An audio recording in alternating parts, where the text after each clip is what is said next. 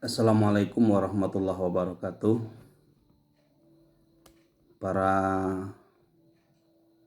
pemirsa live subuh yang mudah-mudahan dimuliakan Allah.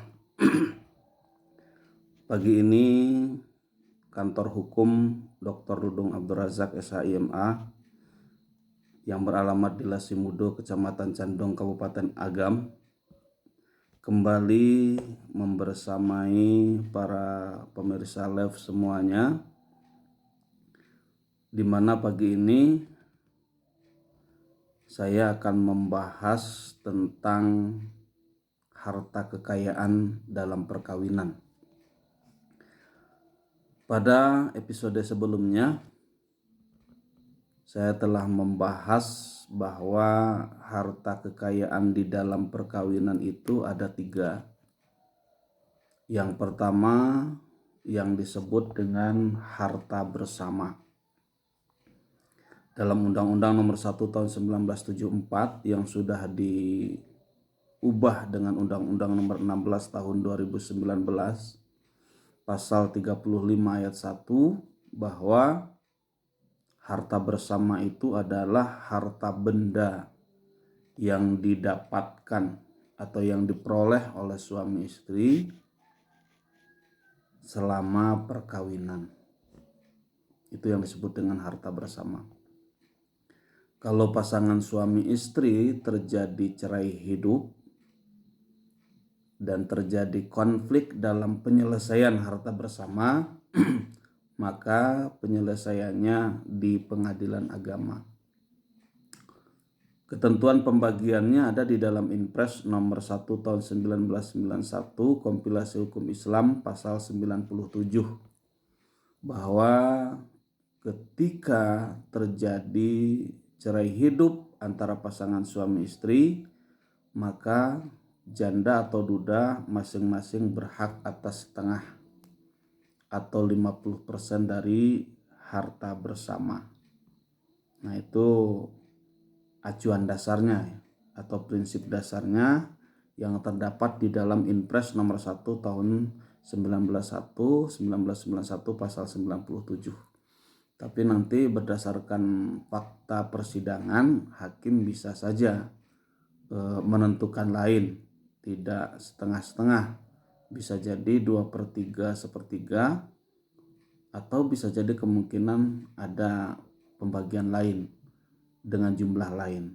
Tapi prinsip dasarnya ya di dalam Inpres nomor 1 tahun 1991 pasal 97, bagian janda atau duda pasca perceraian terhadap harta bersama itu masing-masingnya berhak atas harta tersebut 50%. Kemudian jenis harta dalam perkawinan yang kedua adalah harta bawaan dari masing-masing suami atau istri. Harta bawaan biasanya seorang calon suami atau calon istri sebelum ia melangsungkan pernikahan itu masing-masing sudah memiliki harta kekayaan masing-masing. Jumlahnya tentu kondisional. Harta kekayaan yang dibawa oleh calon suami, harta kekayaan yang dibawa oleh calon istri itu menjadi milik masing-masing dan tidak masuk ke dalam kategori harta bersama. Kalau seandainya terjadi cerai hidup, maka harta bawaan itu ya milik masing-masing, tidak dibagi dua. Kecuali kalau seandainya kedua belah pihak, suami dan istri, membuat sebuah perjanjian tertulis di atas materai bahwa harta bawaan masing-masing itu menjadi harta bersama setelah kita melangsungkan perkawinan. Kalau itu lain ceritanya. Berarti harta bawaan tadi itu menjadi harta bersama. Tapi pada prinsip dasarnya ya, bahwa harta bawaan yang dibawa oleh calon suami, yang dibawa oleh calon istri ketika dia akan melangsungkan perkawinan, harta itu adalah milik masing-masing. Kalau terjadi cerai hidup, maka harta itu tidak dibagi dua.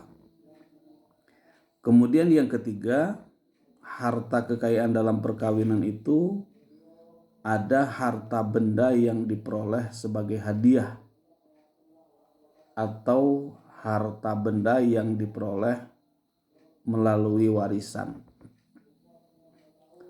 Ya, terkadang suami atau istri selama perkawinan dia mendapatkan hadiah dari instansi atau dari perusahaan atau dari siapapun. Yang penting hadiah itu menjadi harta milik pribadi, bukan harta bersama. Kemudian harta warisan. Kalau seandainya si istri mendapatkan harta warisan dari kedua orang tuanya, dari kakeknya atau dari saudaranya, begitu juga ketika suami mendapatkan harta warisan yang barangkali jumlahnya cukup banyak, maka harta warisan itu bukan harta bersama. Harta warisan itu adalah harta masing-masing suami atau istri. Walaupun harta itu berada di dalam rumah tangga kita. Jadi ketika si suami dapat harta warisan, maka harta warisan itu yang miliknya pribadi suami, bukan harta bersama. Ketika si istri dapat warisan, itu harta pribadi seorang istri. Itu bukan harta bersama. Dan tidak bisa dibagi untuk menjadi harta bersama. Nah, jadi sebagai catatan akhir kita, ketika terjadi konflik antara suami dan istri yang kemungkinan besar bermuara kepada perceraian sehingga terjadi cerai hidup, kalau kita akan membagi harta kekayaan dalam perkawinan, maka kita harus memisahkan terlebih dahulu mana yang hadiah, mana yang harta warisan, mana yang harta bawaan, mana yang harta bersama. Harta benda yang didapatkan melalui warisan atau hadiah itu menjadi milik pribadi masing-masing. Harta bawaan juga menjadi milik pribadi masing-masing, kecuali kalau dia memiliki kesepakatan tertulis di atas materai. Misalnya harta bawaannya atau harta warisannya atau hadiahnya menjadi harta bersama, itu lain cerita. Tapi pada prinsip dasarnya menjadi harta masing-masing.